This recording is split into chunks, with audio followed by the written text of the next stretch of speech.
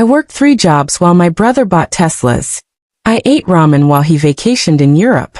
Then I discovered the trust fund that could have changed my life. The one my mother made sure I never knew about. You are welcome. If you are just joining us for the first time, please subscribe, like, and comment. Now let's dive in. I was washing dishes when my grandfather destroyed my family. He didn't mean to. He just asked a question. Thanksgiving at my parents' house always felt like watching a play where I'd been written out of the script.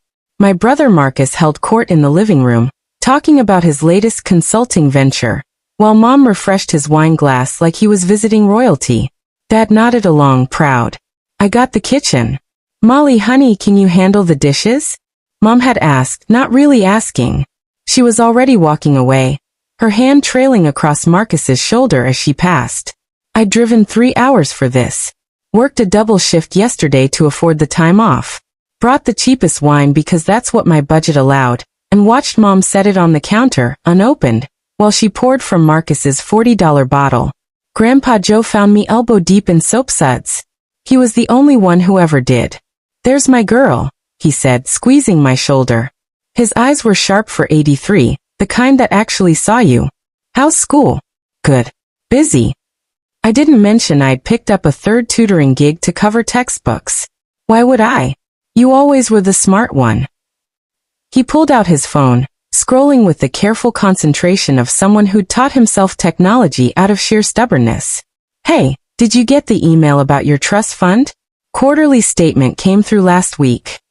My hands stopped moving. Soap bubbles slid down the wine glass I was holding. What trust fund?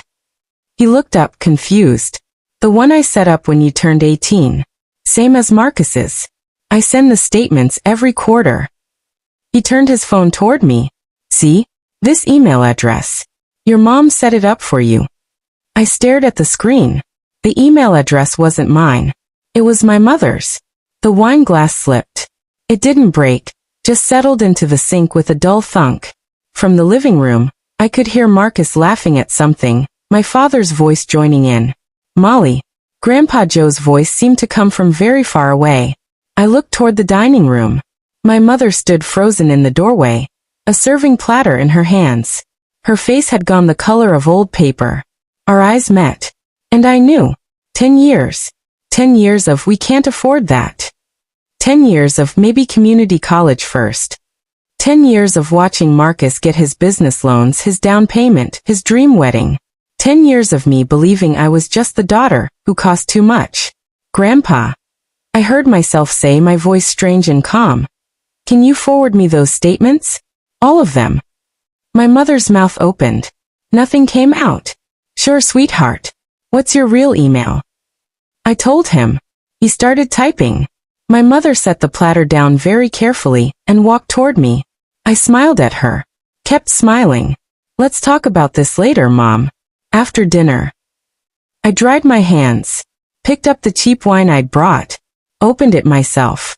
Poured a glass. And finally, I tasted something other than invisible. Dinner was a performance I watched from outside my own body. Mom tried 3 times to catch my eye. I chewed my turkey. Smiled when someone spoke to me. Laughed at Dad's terrible joke about the cranberry sauce. Under the table, my phone buzzed. Once. Twice. 7 times. Grandpa Joe was sending me a decade. Marcus was talking about his new Tesla. Early Christmas present to myself, he said, grinning. Mom beamed at him like he'd cured cancer. My phone buzzed again. Molly, you're quiet tonight, Dad said, finally noticing I existed. Just tired. Long week. Still at that diner? Marcus asked, his tone soaked in pity he thought was kindness. You know, if you ever want to get serious about your career, I could introduce you to some people. I looked at him. Really looked at him. The Patek Philippe watch. The designer sweater. The easy confidence of someone who'd never had to choose between textbooks and groceries. That's generous, I said. What would I do without family? Mom's fork clinked against her plate. After dessert, I excused myself to the bathroom. Locked the door.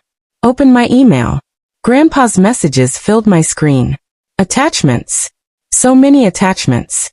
I opened the first one. A statement dated November 2015. My name at the top. An initial deposit of $50,000 from Grandpa Joe's estate trust. Monthly additions. Interest compounding. Current balance that year, $52,847. I scrolled to the authorization signature at the bottom. My signature. Except I'd never seen this document before in my life. I opened another statement. 2017. Balance, $71,203. Transfer authorization, $15,000 withdrawn. Approved by account holder. Me apparently. Except I was working double shifts that year to afford winter tires. Another withdrawal. $22,000. My signature again, cheerful and forged. My hands started shaking. I opened the most recent statement. October 2025. Total deposited over 10 years. $175,000. Current balance. $8,347. The rest? Gone. Redirected. Authorized by me. In handwriting that looked like mine but wasn't. I zoomed in on one of the authorization forms. In the memo line, barely visible. Transfer to M. Williams' business account. M for Marcus. Someone knocked on the bathroom door. Honey. My mother's voice, sugared with concern. You okay in there? I looked at myself in the mirror. At the girl who'd apologized for existing. Who'd believed she wasn't worth investing in. Who'd worked herself to exhaustion while her brother played venture capitalist with her money. That girl was dead. I opened the door. My mother stood there, her face arranged in maternal worry. Sweetie, we should talk. Yes, I said. We should. I walked past her, phone in hand, back to the dining room where my family sat in their expensive clothes, drinking their expensive wine, living their expensive lives. I set my phone on the table, turned it toward my mother. Tell me about my trust fund, Mom. I didn't stay for the explosion. My mother's mouth opened and closed. Marcus went pale. Dad said, "What's going on?" In that bewildered tone of someone who'd spent 20 years choosing not to see. Grandpa Joe looked at the phone screen, then at his daughter, then back at me. Molly, Mom started. I picked up my phone. My keys. My cheap wine. I'll be in touch, I said. I walked out while she was still trying to form words that might rebuild what had just shattered. The drive back to my studio apartment took 3 hours. I don't remember any of them. I sat in my car in the parking lot for 20 minutes, engine off, heat fading. Through my neighbor's window I could see their Thanksgiving. Normal people, normal lies, the manageable kind. Inside my apartment, I didn't turn on the lights. I opened my laptop. The screen glow turned everything blue and cold and finally clear. I started with the basics. Trust fund theft family member. Financial power of attorney fraud. Forged signature legal recourse. The internet had answers. So many answers. Statute of limitations. 6 years in my state, but ongoing fraud resets the clock. Penalty for forging financial documents. Up to 5 years. Civil remedies. Full restitution plus damages. I made a folder. Named it documentation. Started downloading every statement Grandpa had sent. I zoomed in on each forged signature, compared them to my real signature on my lease, my work ID, my college enrollment forms. Close. Very close. But not mine. My mother had practiced. A memory surfaced sharp and sudden. Sophomore year of college. Mom offering to help with my paperwork. She'd always been good at that. Organizing my life, managing my documents, keeping everything simplified for me. You're so scattered, honey. Let me handle the administrative stuff. I thought she was being kind. I clicked through more statements. Found a pattern. Every withdrawal corresponded with something in Marcus's life. His first business LLC filing. His condo down payment. His wedding venue deposit. My money had paid for my brother's dreams while I served him coffee at the diner. I opened a new browser tab. Searched for estate lawyers near me. Found one with good reviews. Clicked through to their website. They specialized in elder financial abuse and family trust disputes. Office hours. Monday through Friday 9 to 5. I'd have to miss my morning shift at the diner. Worth it. I drafted an email. Kept it simple. Need consultation regarding trust fund fraud and forged signatures. 10-year duration. Family member as perpetrator. Documentation available. Sent it at 2:47 a.m. My phone buzzed. A text from Mom. Please call me. Let me explain. You don't understand the whole situation. I stared at it. Imagined calling. Imagined her voice, the one that had soothed my childhood nightmares, praised my good grades, told me she loved me. The same voice that had said, some children are just easier to invest in. When I'd asked why Marcus got a car for graduation, and I got a gift card. I deleted the text. Turned off my phone. Made coffee even though it was 3 a.m. Sat at my kitchen table, thrift store wood, wobbling slightly, and opened a blank document. Typed. Timeline of deception. Started writing everything I remembered. Every time Mom had helped with paperwork. Every time she'd said Marcus needed something. Every time she'd reminded me to be realistic about my future. The document grew. Outside my window, the sky started to lighten. Thursday became Friday. Thanksgiving leftovers congealed in containers in refrigerators across America. I wasn't hungry. I was awake. The lawyer's office smelled like leather and old money, the kind of place my mother would feel comfortable. I didn't belong here in my diner uniform, name tag still pinned to my chest. But I had an appointment. Ms. Williams. The receptionist smiled. Mr. Chen will see you now. David Chen was younger than I expected. Sharp suit, kind eyes, a desk covered in organized chaos. Tell me everything, he said. So I did. He listened without interrupting. Took notes. Asked for my documentation. Spent 20 minutes reviewing the statements, the forged signatures, the withdrawal authorizations. Finally he looked up. This is prosecutable fraud, he said. Clear cut. The question is, what do you want? My money back. That's the floor. But we could pursue criminal charges. Make an example. Your mother could face. I don't want to destroy her, I said. The word surprised me. I want what's mine. And I want her to admit what she did. He nodded slowly. That's actually harder. Money we can recover. Admission? That requires leverage. Then let's get leverage. I went to Sunday brunch. Mom had been texting all week. Dad called twice. Marcus sent a long message about family healing and misunderstandings. I replied to Mom. See you Sunday. Usual place. She responded in 30 seconds. Thank you, baby. We'll work this out. The restaurant was her choice. Upscale bistro, white tablecloths, mimosas. She was already seated when I arrived, outfit carefully selected, makeup perfect. Performance ready. Sweetheart. She stood, tried to hug me. I sat down. Ordered coffee. She arranged her face into concerned mother. Molly, I know you're upset. Tell me about the signatures, Mom. Her smile flickered. What signatures? I pulled out my phone. Showed her side-by-side images. My real signature, the forged ones. These signatures. The ones you practiced until they looked like mine. She glanced around the restaurant.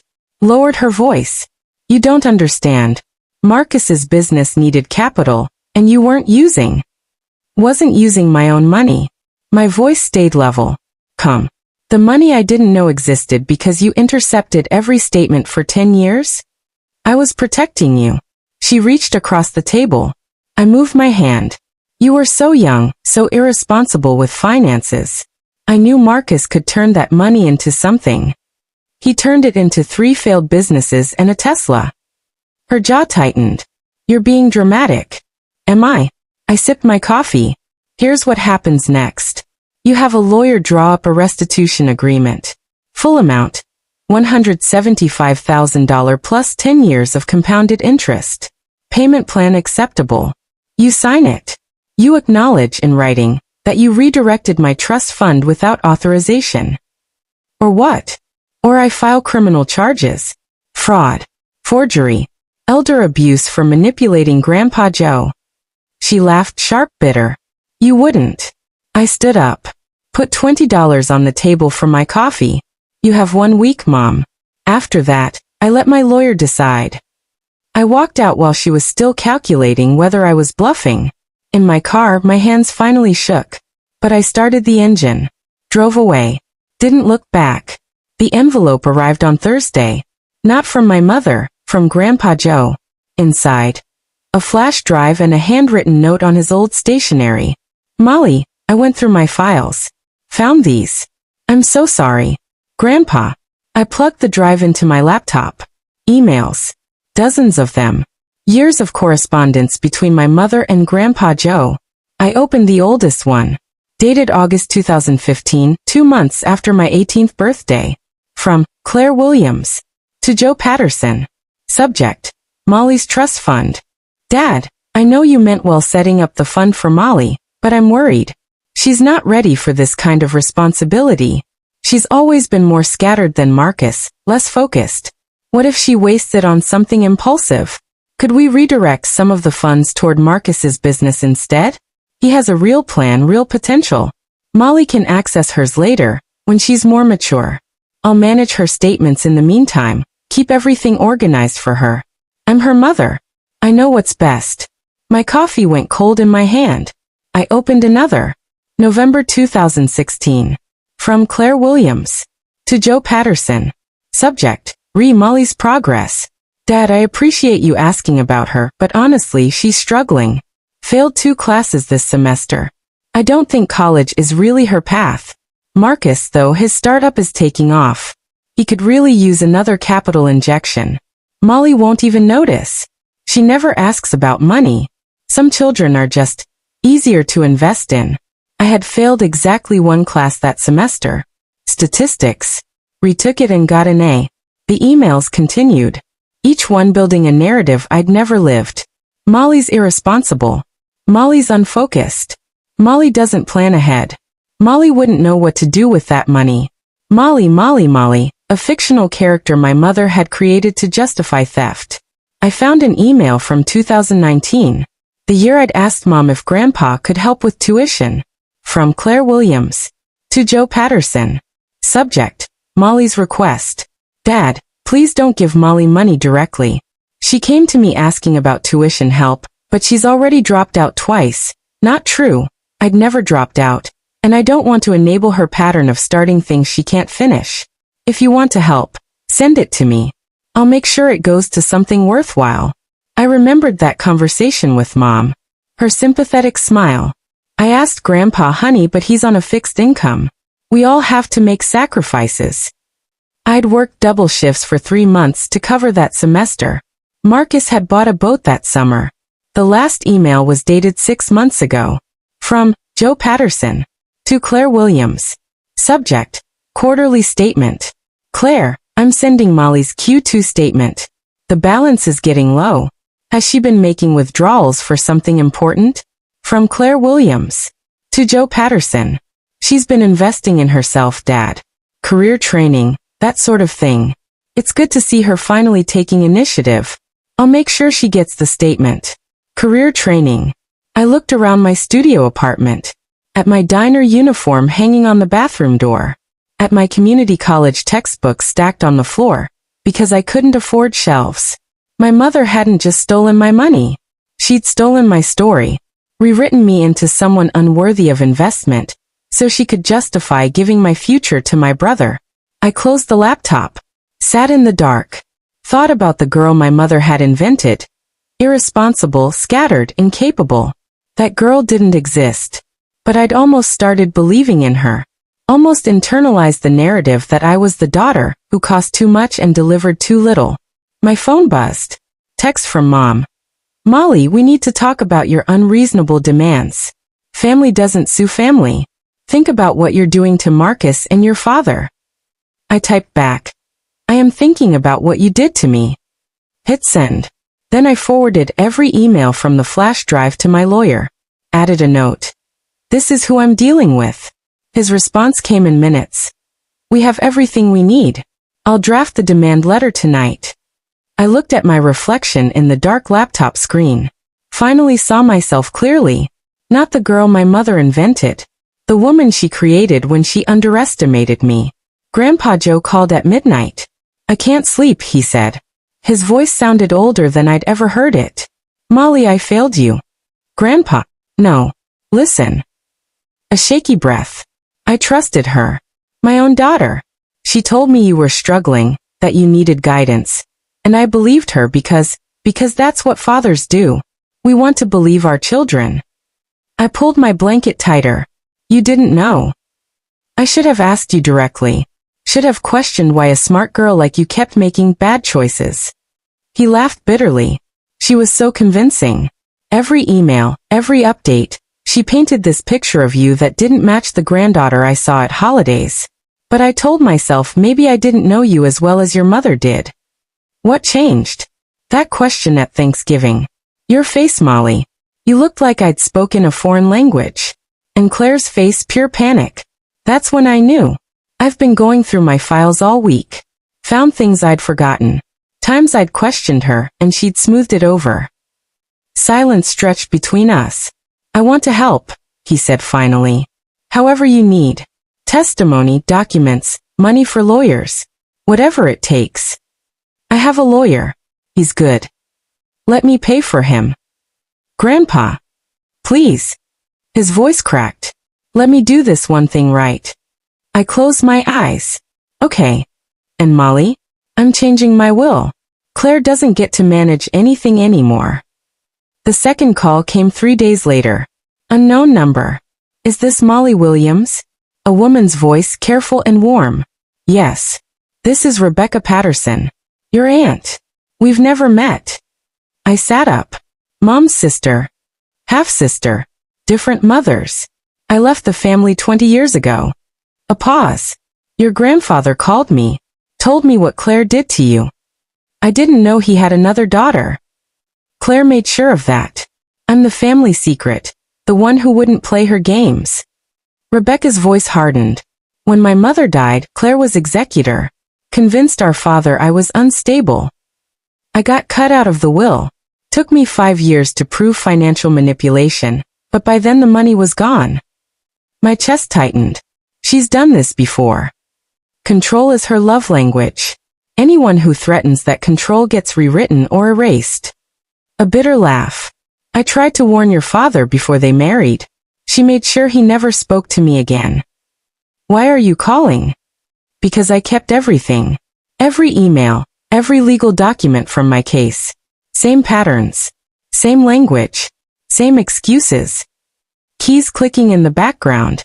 I'm sending you my case file. It won't help legally. Statute of limitations expired. But it shows this is who she is. It's not about you being flawed. It's about her needing to be the only one who decides who deserves what. My inbox pinged. Files downloading. Thank you, I whispered. No. Thank you. Rebecca's voice softened. For fighting back. I gave up. Let her win because I was tired and alone. But you have your grandfather. You have documentation. You have a chance to stop her before she does this to someone else. Someone else. She has a pattern, Molly. Question is, who's next? I thought about Marcus's daughter. My niece. 3 years old. I won't let there be a next, I said. My lawyer called on Monday with 2 options. We can settle quietly, David Chin said. Full restitution, non-disclosure agreement. You get your money, they get their privacy. Clean, fast, done in 60 days. Or we go public. File criminal charges. Fraud, forgery, exploitation. It becomes a matter of record. Your mother could face prison time. Marcus might be implicated as an accessory if he knew the money was yours. He paused. It would destroy your family, Molly. Permanently. I stared at my laptop screen. Rebecca's case files open in one window, my mother's emails in another. Years of systematic erasure. Calculated lies. A pattern that preceded me and would continue after me if I let it. If we settle quietly, she just finds another target, I said. Probably. My niece is 3. I know. My hand hovered over the keyboard. One email could detonate everything. Expose my mother publicly. Humiliate her the way she'd humiliated me in 1,000 small ways over 10 years. I imagined it. The news stories, the courtroom, my mother in handcuffs. Marcus losing his house. Dad finally forced to see what he'd enabled. I wanted it. God help me.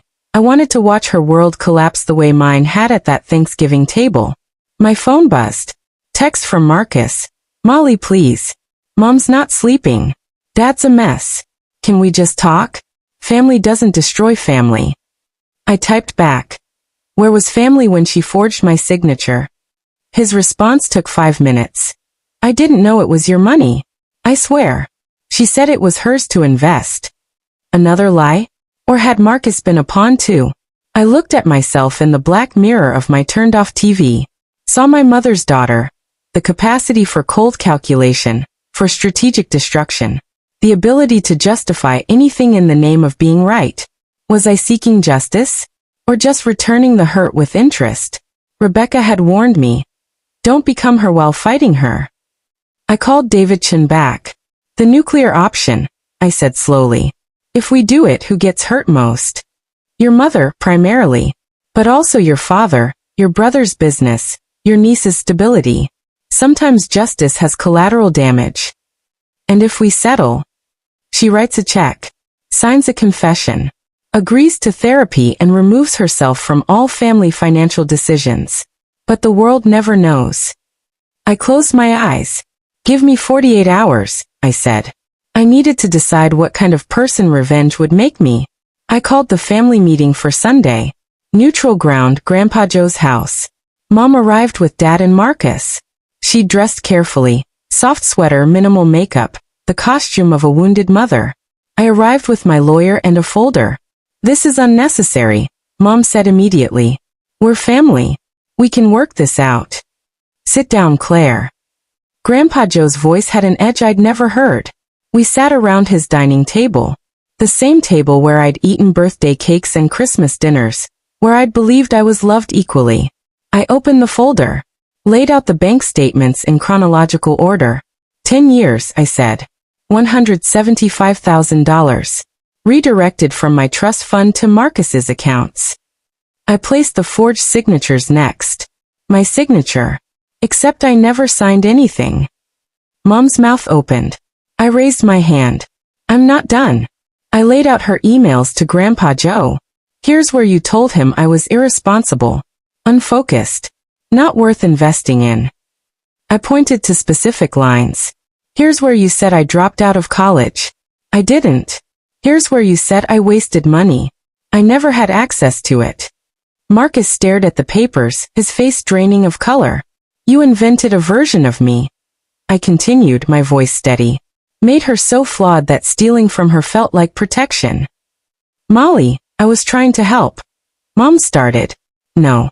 The word cut clean. You were trying to control. Aunt Rebecca told me everything. This is your pattern. Dad finally spoke. Rebecca? That's ancient history. She did the same thing to her, I said. Rewrote her story, manipulated her inheritance, erased her from the family. I'm not the first. And if I don't stop this now, my niece won't be the last. Silence. Mom's carefully constructed expression cracked.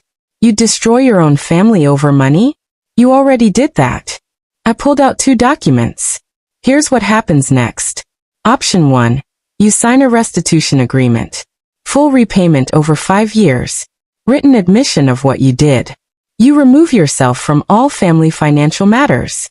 We never speak of this publicly. And option 2? Criminal charges. Public trial. Prison time. Her face went white. You have 5 minutes, I said. Marcus broke first. Mom, just sign it. Marcus. You told me it was your money. His voice cracked. You said it was your investment in my future. I never. He looked at me. I didn't know. Mom stared at her hands. Then reached for the pen. The money came back in installments. First payment, $35,000. Cleared on a Tuesday. I stared at my bank balance. 5 digits where there had always been 3. It didn't feel like victory. It felt like acknowledgement, proof that I'd existed all along. I paid off my student loans first. Then my credit cards. The debt that had wrapped around my lungs for years, making it hard to breathe, gone. I quit the diner. Enrolled at the university I dreamed about. Real classes, not community college transfers. A dorm room. Meal plan. The future my 18-year-old self had been promised. Mom and I didn't speak for 6 months. Dad called once, asking if we could move past this. I told him I'd moved past it the moment she signed the agreement. He was welcome to catch up. Marcus tried harder. Sent awkward texts. Showed up at Grandpa Joe's when he knew I'd be there. Finally cornered me in the driveway. I really didn't know, he said. I believe you. I did. He'd been Mom's favorite weapon, not her accomplice. But you never asked why things came so easily for you and so hard for me. I thought I was just better at things. Yeah, you did. I unlocked my car, used but mine paid in cash. That was convenient for everyone. He didn't argue. Grandpa Joe took me to dinner the night before my first semester. Same restaurant where Mom had tried to negotiate away my anger. You turned out stronger than all of us, he said, raising his wine glass. I turned out despite all of you, I corrected gently. He nodded, accepting the truth. Your grandmother would be proud. She never trusted Claire with money either. He smiled sadly. I should have listened. I'm glad you asked about the email, I said. Even by accident. Best mistake I ever made. That night, I opened my laptop in my new dorm room. My roommate was out. The building hummed with other people's futures beginning. An email notification appeared. Subject: Quarterly Trust Fund Statement. My real email. My name. My money. I opened it. The balance was rebuilding. My deposits now my choices. I thought about my mother, signing checks every month. Whether she felt regret or just resentment. Whether she understood what she'd taken wasn't just money. Maybe one day I'd forgive her. But today, I just needed to be free. I closed the laptop. Looked around my small room. Cinder block walls, standard issue furniture, nothing special. It was mine. Finally, completely mine. And I was real. Thanks for watching till the end. Please do well to subscribe and be part of this family.